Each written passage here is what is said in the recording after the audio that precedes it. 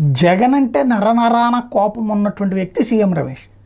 వాస్తవంగా ఒకప్పుడు జగన్మోహన్ రెడ్డి మీదన లీగల్గా ఫైట్ ప్రారంభించింది తనే. అలాగే ఇవాళ జగన్మోహన్ రెడ్డిని వేటాడుతున్నది తనే.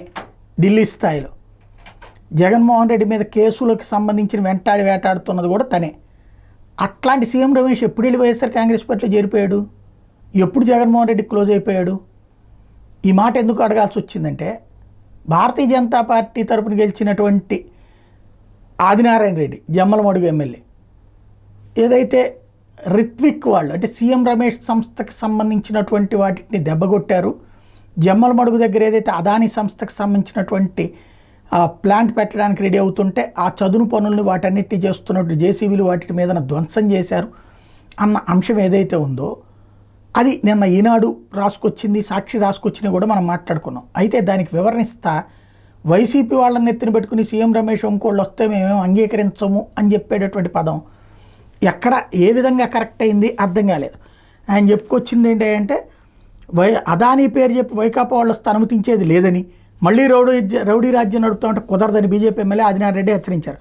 BJP MP CM Ramesh company కాదు కదా, ఏ కంపెనీ అయినా వైకాపా వాళ్ళ భాగస్వామ్యంతో వస్తే అనుమతించేది లేదన్నారు. ఇందులో వైసీపీ భాగస్వామ్యం ఏందో నాకు అర్థం కాదు.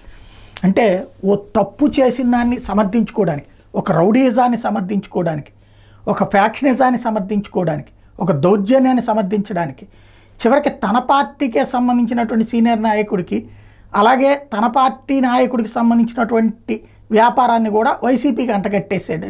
అలాగే చేసేస్తే ప్రతిదానికి అదొక అస్త్రం అన్నమాట. అంతే. బుద్ధి బుర్రా ఉన్నోడు ఎవ్వడూ కూడా సీఎం రమేష్ వైఎస్ఆర్ కాంగ్రెస్ పార్టీ అంటే నమ్మడం. అది తెలిసి కూడా మొన్ననే చంద్రబాబు గారు పిలిచి మందలించారు ఆదినారాయణ రెడ్డిని అని చెప్పి వచ్చిన పత్రికల్లో వచ్చిన వార్తలు కూడా పక్కన పెట్టి మేము ఇంతే అనేటటువంటి ధోరణి రాష్ట్రానికి మంచిదా తేలాల్సి ఉంది.